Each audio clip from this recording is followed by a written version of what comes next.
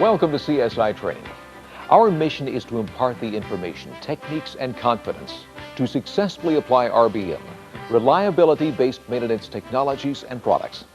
Thank you for joining the thousands who have recognized and selected CSI Training as the world leader for quality instructional products. This program, Belt Drives, takes you with us inside industrial plants to check belt-driven machines, showing you many strategic techniques for diagnosing and correcting a wide variety of belt problems. You will learn how to make a quick analysis of vibration data to confirm belt problems. You will learn how to use simple tools to measure and correct the most common and costly belt problem, misalignment. You will learn how to transform those growling beasts into purring kittens. Let's take a look at a case history of a belt-driven pump to see just how much energy can be added to this system from the belt drive and how a few corrections can drastically reduce the vibration from the belt drive. This high-resolution spectrum is from the sheave end of the motor in the horizontal direction. There are only 3 peaks, with the smallest one being the speed of the pump. The next one is motor turning speed, but the largest peak is belt-related. Notice that the amplitude of this peak is 1.2 inches per second, a critical amount of energy for any machine. The total energy in the spectrum is 1.38 inches per second, meaning that this belt problem accounted for more than 85% of the total energy in the system. Some corrections were made to the belt drive that included replacing the belts. This spectrum was collected after the belts were replaced. The peak due to the belt-related problems was reduced by a factor of 12. However, this is still too high for belt drive vibration, and additional work should reduce this amount by at least half. In another section, we will look at the cause of this belt-related energy and the steps that can be taken to correct it.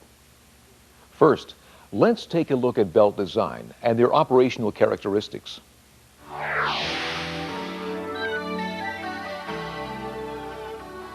It is important to know the design of belts and to understand their operational characteristics in order to better recognize and correct belt problems. Belts come in many shapes and sizes to accommodate most power transmission requirements. The V-belt is the most common, while variances to it are used in special applications. V-belts can operate at speeds up to 6,600 feet per minute, while a cog belt and a ribbed V-belt can run much faster. But they all operate on the principle of friction. The V-belt has straight sides, but as it has been around the sheave, the bottom half of the belt compresses, causing the sides of the belt to bulge and wedge tight against the groove walls. And while the bottom half of the belt compresses, the top half is in tension and stretches. The center part of the belt is the only part of the belt that does not change shape as it passes around the sheave. This part is reinforced with cords. The cords enable the belt to carry loads. Depending on the load to be carried, the cords can be rayon, nylon, glass, polymers, or even steel. There can be one row of cords or several. These cords are encased in a harder rubber for strength and to keep the cords from migrating to other regions of the belt. A variation of the standard V-belt is a cog belt, which allows more flexibility in the compression section of the belt, allowing it to be used on smaller diameter sheaves. A cog belt can run at higher speeds than a standard V-belt of the same size. Another variation of the V-belt is the ribbed V-belt, which tends to run quieter and can be used at speeds up to 10,000 feet per minute. It is wider and thinner than a standard V-belt and has many small V's that ride on a specially designed sheave. This is the only type of V-belt that should ride in the bottom of the sheave. The banded belt is used in place of multiple belts. It is several standard V-belts that have a common back. The benefits over multiple belts are, it will be a matched set. There is no lateral movement of the belts. There is no belt turnover, and the slippage is the same for all the belts. This belt is a double-sided V-belt, which is essentially 2 single V-belts molded back to back. The double V-belt is used on drives with reverse bends, where power is transmitted by both sides of the belt. When exact speed is required and no slippage can be allowed, a timing belt or positive drive belt can be used. It has special teeth similar to gear teeth and must be used over a matching gear tooth sheave. There are 3 industry standards for measuring belt length. Fractional horsepower L-series belts use the length of the outside as their numbering system. For example, a 4L215 belt is 21.5 inches long around the outside measurement. The A, B, C, D series belts use the inside length as the numbering system. For example, a B48 belt is 48 inches along the inside length. It will be 51 inches along the outside. The 3X, 4X, 5X series belts use another length measurement for their numbering system. It is the pitch length. The pitch length is the distance along the belt in the region of the reinforcing cord. This length is considered to be the nominal length of the belt. Pitch length is the length that should be used when making any belt calculations. Sheaves also have 2 standard measurements. One is the outside diameter and the other is the pitch diameter. The pitch diameter is the diameter that would be measured across the sheave to the pitch line of a belt in the groove. This pitch diameter is the measurement that should be used when making any belt calculations. Belt drives are friction drives and depend on friction between the belt and the sheave to transmit power to the driven sheave. However, friction generates heat, and heat is the #1 enemy of belts and belt life. So there's a fine line between just enough friction and too much friction. The ability to transmit power depends on friction, belt tension, belt wrap, and the speed of the belt, usually measured in feet per minute. The presence of oil, grease, and heat damage belts and are the most common sources of efficiency losses. The friction is affected by belt tension, which must be enough to force the belt into the groove and hold it tightly against the groove walls. The belt must not bottom out in the sheave, because the sheave then pushes the belt out and away from the groove walls. The proper belt tension is the least tension that will keep the belts from slipping. More tension accelerates the wear on the belts and sheaves and puts extra load on the bearings, shortening their life. When the sheaves are still, the tension throughout the belt is constant. As the drive sheave rotates, it pulls on the belt, increasing belt tension to the driven sheave. This is often referred to as the tension side of the belt. The belt on the opposite side, or the following side, then tends to be somewhat looser and is called the slack side. When there is excessive load on the belt, the difference between the tension and slack side can cause the belt to pull away from the sheave and allow the sheave to slip. This is called belt slip. Belt slip generates tremendous heat, causing slip burn on the belts, which substantially shortens belt life and wears the sheave. Belt slip occurs in all belts except the positive drive timing belts. Another condition that results from the high loading of belts is belt creep. Since the tension side of the belt is stretched, the driving sheave receives more belt than it gives out. This difference creates relative motion between the sheave and the belt, which is referred to as belt creep. It is present in most belts except those which have internal cords that don't stretch, such as in the case of steel corded belts. Even under the best conditions, belts slip, and in multiple belt drives, they slip and creep at different rates, generating excessive amounts of heat. Belt wrap affects the friction and therefore the efficiency of your belt drive. Belt wrap, or the arc of contact, is the distance around the sheave that the belt contacts the groove. The greater the belt wrap, the greater will be the friction. The best belt wrap is a 180-degree wrap, which can only be achieved with a 1-to-1 ratio. But a 1-to-1 ratio is the worst ratio from a vibration standpoint. And most of your power transmission requirements are not a 1-to-1 ratio. This ratio of 5-to-1 has much less belt wrap and will therefore have more belt slip. A ratio greater than 3-to-1 is not recommended. A ratio of 3-to-1 has acceptable belt wrap when the center-to-center distance is great.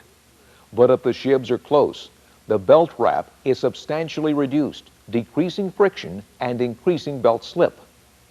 If a higher ratio is required, use a stepped drive with an intermediate shaft.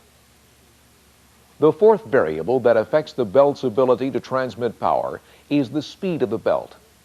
This is usually measured in feet per minute. That is, how many feet that a position on the belt travels in 1 minute's time. Typically, the faster the belt is moving, the more efficient the system is, and the less tension is required. However, there are some inconsistencies here that must be compensated for.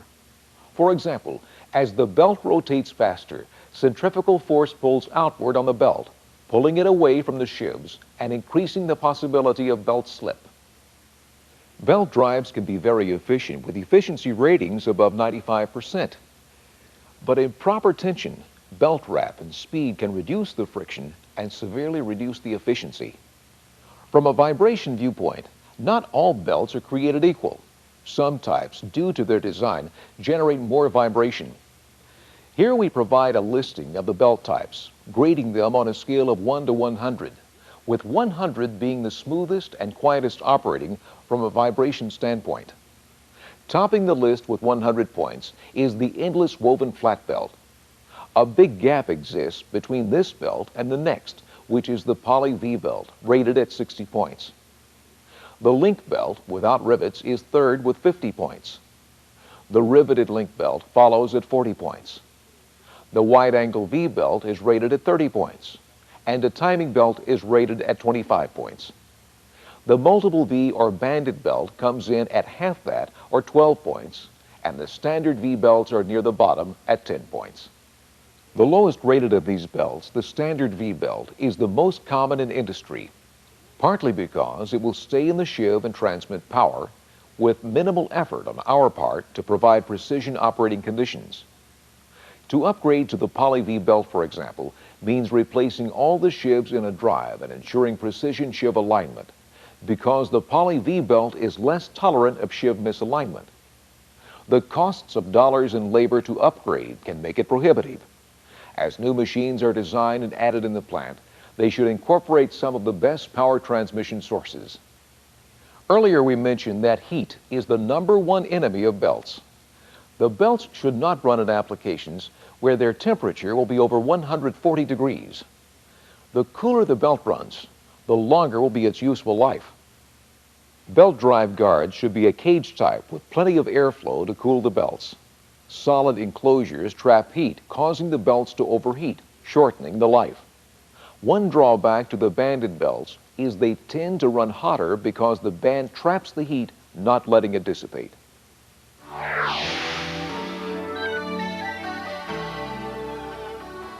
Belts have a design life of 25,000 hours, or about 2 years and 10 months. Sheaves have a design life of 5 to 1. That is, they should be replaced or reworked after every 5th belt set is used.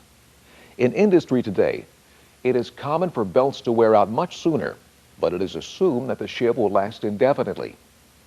When belts do not reach their expected life, the cause can be due to poor design, poor installation techniques, or even due to worn sheaves. Each belt problem has particular characteristics that will show up in vibration data. Here, we will look at many common problems and how you can recognize them in vibration data. Another section on belt installation shows how to correct these problems. The most common belt-related problem is a misalignment condition. The sheaves can have angular misalignment, offset misalignment, or any combination. With any type of misalignment, the belts ride up on the groove wall and slap back into the groove, repeating a cycle of riding up and slapping back into the sheave once during each shaft rotation. This produces a constant pulling against the side of the sheave, which is along the axis of the shaft. The rubbing and pulling against the sheave generates excess heat and wears both the belt and the sheave, drastically reducing belt life. In extreme misalignment, a belt may roll over in the sheave or actually ride out of the sheave. If misalignment is greater than 1/16 of an inch for each inch of center-to-center distance, very rapid wear will result. In multiple belt applications, angular misalignment causes some belts to be tight and others loose, so that they flap and slip, carrying less load than others. The axial motion of the shaft due to misalignment appears in spectral data at 1 cycle per shaft revolution of the shaft being measured. For example, measurements taken on this motor would have a high peak in the axial direction at 1800 cycles per minute. Axial measurements on the fan will have a high peak at 1100 cycles per minute. Let's look at the data from this fan as an example. During the checks prior to balancing this fan, the vibration data collected in the axial direction on the motor showed a 1 times peak greater than 1.1 inches per second. On the fan, the initial vibration at fan turning speed was 0.5 inches per second. A quick alignment check was made, and the sheaves were found to be more than 1.5 inches out of alignment. When the alignment was corrected, the axial measurement on the motor reduced to 0.02 inches per second. The vibration due to belt misalignment was reduced by more than 55 times. The axial measurement on the fan reduced to less than 0.06 inches per second, or a reduction of nearly 10 times. Another point of interest on this fan was that prior to correcting the belt problem, the coast down was less than 7 seconds long.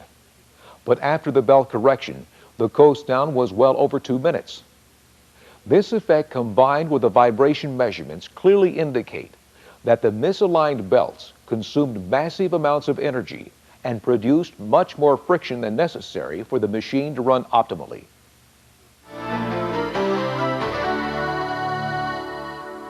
Defects on belts can be cracks, splits, or like this, may have chunks missing from the belt.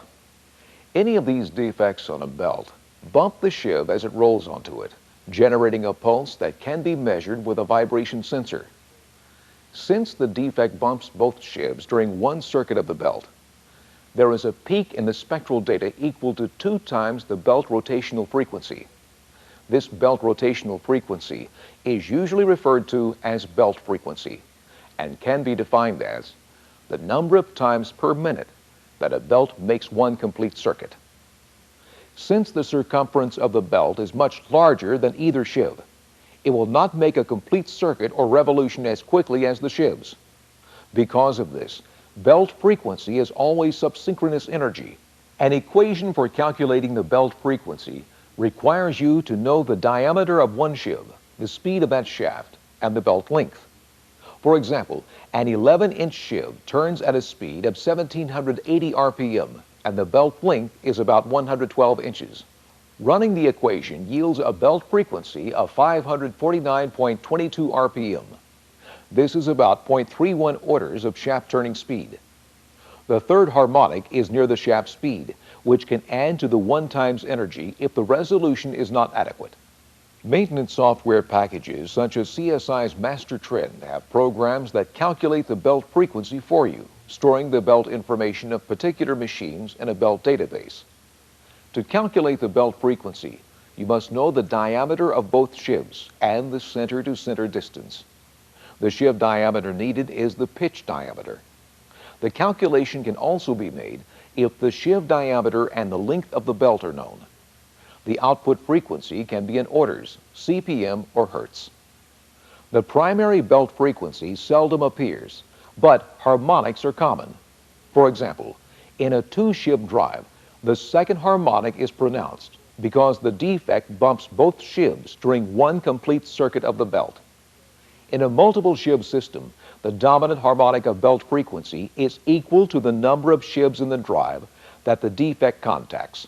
It is very common for a multiple of belt frequency to be very close to the turning speed of one of the shafts, so that it looks like 1 times peak. Analysts often mistake this as a balance problem, but balancing proves to be futile. A high-resolution spectrum of 800 lines and an Fmax of 3 times the turning speed of the high-speed shaft separates belt frequency from the turning speed peak. Here the assumed unbalance is in reality a 2 times belt frequency peak with an amplitude of 1.2 inches per second. The 1 times turning speed peak is only 0.126 inches per second. The belt problem accounts for more than 85% of the total energy in the spectrum. This measurement is from the inboard horizontal position on the motor. Belt defects are usually most dominant in the radial direction rather than the axial direction. An exception to this is when there is severe misalignment and the defect is on the side of the belt so it contacts the edge of the groove while at the same time pulling the sheave. The most often ignored belt-related vibration source is belt strand resonance. Belts, like any other component, have one or more resonant frequencies, and that resonance can literally destroy a machine when it coincides with another resonance or a fundamental frequency, such as shaft turning speed. The belt strand is the free or non-contact length of belt between the sheaves. V-belts are particularly susceptible to excitation of belt strand resonance. As the belt exits the sheave groove, it is held tightly by the sheave side walls as long as possible before snapping straight. This snap excites the belt strand into one of its resonant modes. Both the tension strands and the slack strands are excited by the snapping action. The belt strand resonant frequency can be measured when the machine is not running by mounting a sensor to the belt with tape and lightly tapping the belts. Since the drive is not running, both the tension and slack side will have the same frequency. In a running state, however, the tension side will have a higher frequency and the slack side will have a lower frequency. The difference can be 2 to 3 hertz between them. A vibration at belt strand resonance may have a wide skirt since the two resonances are so close together. A very real danger exists when the belt strand resonance is near another primary frequency, such as a shaft turning speed or a system resonance. The two frequencies may generate a beat which can be high enough to destroy the machine. A solution to this problem is to replace multiple V-belts with a single banded belt, which will have a different resonant frequency and may move it away from the other frequencies. A case history is of a belt-driven fan, where the belt strand resonance was at 28.5 hertz. The resonant frequency of the fan base was near the same frequency. An extended time waveform shows that the beat of the two frequencies produced amplitudes of a 16-inch per second swing. The fan eventually destroyed itself. Eccentricity is the condition when the center of the sheave is not the center of rotation. It can be caused by the shaft hole being bored off-center or from poor machining tolerances. Whatever the cause, the effect to the belt drive is that one sheave seems to be oblong or egg-shaped. As the shaft turns, the distance the belt travels shortens and lengthens. The belt tension continually cycles from slack to tight, causing the belt to snap each time the tension increases, exciting belt strand resonance. When measurements are made in line with the direction of belt travel, another characteristic of eccentricity is evident in spectral data. Peaks at both shaft speeds will be present, but the dominant peak will be equal to speed of the shaft with the eccentric sheave. In particular, the eccentric sheave will produce higher amplitudes on the opposite shaft. Machining tolerances for runout on the sheave diameter can be up to 10,000ths of an inch. Coupled with belt discrepancies, the total runout could be as high as 30 thousandths. This runout has the same effect as an eccentric sheave. Axial runout or wobble generates axial motion in the same way that misalignment does, because the belts ride up in the groove and pull on the shaft. Wobble has the same spectral characteristics as sheave misalignment. Another source of belt-related vibration is a sheave loose on the shaft. Even when the sheave is keyed on the shaft, it can be loose and generate substantial vibration. The spectral data will have shaft speed harmonics similar to other mechanical looseness conditions. When these 6 sources of belt-related vibration are corrected, your belt drives will run smooth and quiet with a much higher efficiency. The next section illustrates how to check for and correct these conditions while installing belts to eliminate belt-driven problems.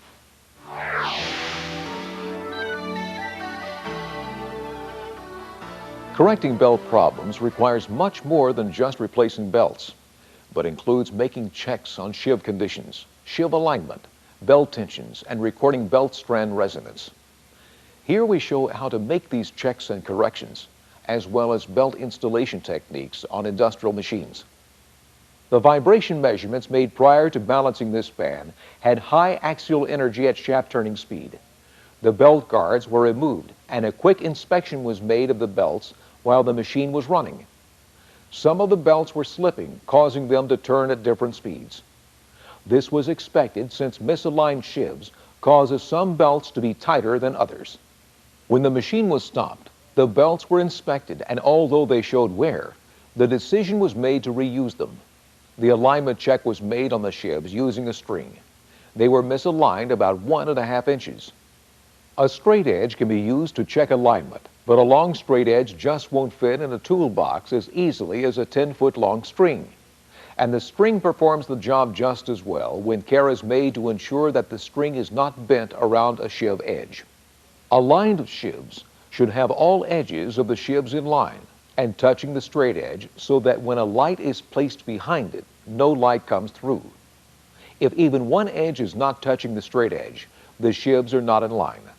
On this fan, the alignment could not be corrected by moving the motor only, but required removing and reinstalling the sheave.